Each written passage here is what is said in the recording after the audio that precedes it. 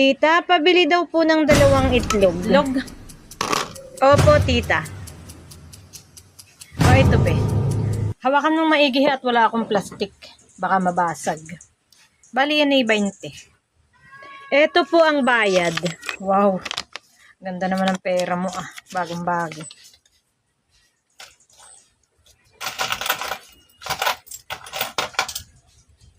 Nasaan na iyon?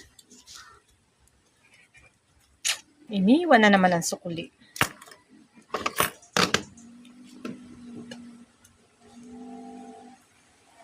A few minutes later. Mars, bakit naman pag bata ang bumibili sa iyo ay hindi mo ibinibigay ang sukli? Pero Mars, Huwag ka nang umimik. Mukha ka talagang pera. Akala mo siguro hindi ako pupunta dito, ha?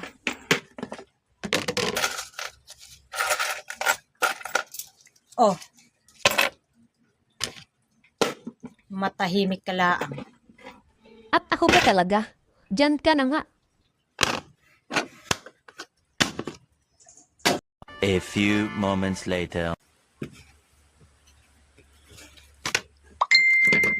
Mars? Oh. Bakit? Sorry, Mars. Naiwan pala ng anak ko. O, di baga sabi ko sa iyo, hindi mo ako pinagsasalita kanina. Ay, sorry talaga. Iniwan naman talaga ng anak mo. Oo nga, Mars.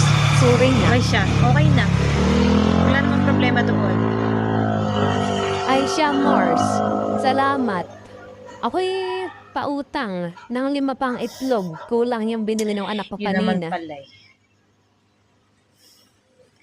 Pasalamat ka, Mars. At mabait pa rin ako. At isinaalang-alang ko pa din na magkumari tayo. Oh, ayan. Maraming salamat sa iyo, Mars. At pasensya